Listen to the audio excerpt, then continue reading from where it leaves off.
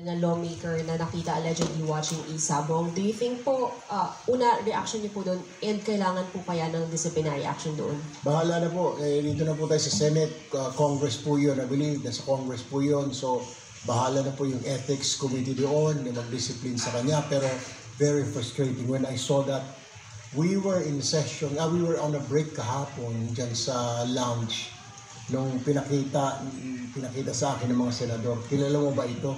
Sabi ko, hindi ko mamukhaan. Pero, oh, come on. Nandun ka sa Congress. It doesn't matter kung boring yung botohan ng speaker. Magantay ka. Trabaho mo yun eh. There's a time kung sugarol ka, which is bawal, di ba? Sinabi na bawal pag government official ka magsugal.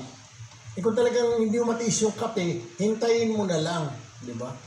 Hintayin mo hanggang matapos yung ikang trabaho mo sa Kongreso or matapos yung trabaho mo sa gobyerno because pinapasweldohan kami ng taong bayan ninyo para magtrabaho, hindi para magsugal. Nakakahiya naman.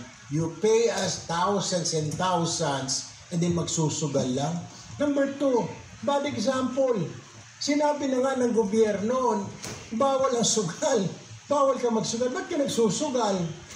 I hope the Congress will do something about it kasi nakakahiya. Sir, dapat din ba i-pursue yung nakita sa video? Kasi nga bawal ang online sugal, pero bakit meron siyang nasa cellphone? Dapat tanungin yung mambabatas na yun, anong site ba yan para ma-investigan and report it immediately. Report it immediately to PAGCOR, to the police, to the NBI. Di ba? Para masara yun. Pero maniwala ka hindi. Ay, 2 o 3 yata na size ang tumatakbo pa. Sir, in and outside of the Sir, pero in and outside of Congress or Senate or public offices, di ba dapat di naman talaga nagpa-participate ang mga government officials? I mean, kailangan pa ho bang i-remind yung mga kagaya po ninyo? Hindi ko nga maintindihan eh. I don't know. Bakit kailangan nilang gawin yun? Besides, di ba, dapat naman, pagkuha naman ng pansin yung trabaho mo, di ba? It's working. Yun ang sinasabi natin. This is the effect of online gaming. Pati sa mga private, pati sa mga bangko, pati sa eskwelahan, nagsusugal.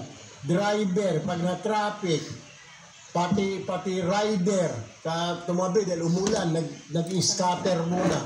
Nakita mo yan ganun kasama. Sir, may info na kayo kung sino yung congressman? Hindi ko sigurado. Baka pag nagsabi ako nito, mayari pa. Pero may There starts with let. Dapat yung congressman yun. Umami ka siya, umarap siya. Hindi, dapat ang kuwan din yung leadership dahil kilala siya, di ba? Yung siguro sa yung ethics, di ba? What's happening, nakakahiya naman. Yung dalawa na yung isa, naglalaro yata ng poker. O bilyar ba yun? Isa na halatang halata eh. Pero Senator, yun nga, hindi ba dapat umamin na lang? Kasi lahat suspect naguhulaan kung sino. Para mapadali ng buhay ng lahat.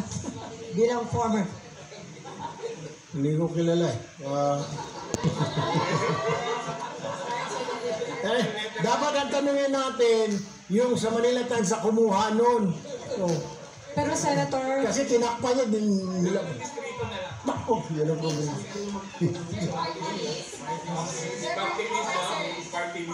Hindi ko alam kung party list siya. Pero kasama ko siya dati, I think. Sa 19th Congress. 19th Congress eh. Hindi mo sigurado. Wala, pag binanggit ko, sabi ko. Di ba? So sir, hindi na EU5 congressman. pero Senator, seriously, sa ganyang asan, yun na nga nakita na ng lahat. Ano yung proper thing for him to do? Well, siguro mag-apologize siya or then he has to explain. Diba? Bakit? Kahit sabihin natin boring, siguro boring nga. Dahil kanya-kanya nagtatayo yung botohan nila kung bakit binoto si Speaker Romales. Pero, then you do your job, you stay there. Huwag ka naman magsugal. Dahil pinabayaran ka, pinapasweldohan ka ng gobyerno, tapos nagsusugal ka. What? Sir, sorry to clarify lang. Sabi niyo kasi kayo na sir, patapusin naman muna yung trabaho sa gobyerno bago magsugal. So okay lang sa inyo sir, government No, officials. I said, Kung talaga hindi niya na makontrol dahil nangangati yung kamay niya, bahala siya sa buhay niya, at least naman sana magserbisyo muna siya. My point is, bawal nga di ba? I said before that, na bawal lahat ng government officials, at saka government employees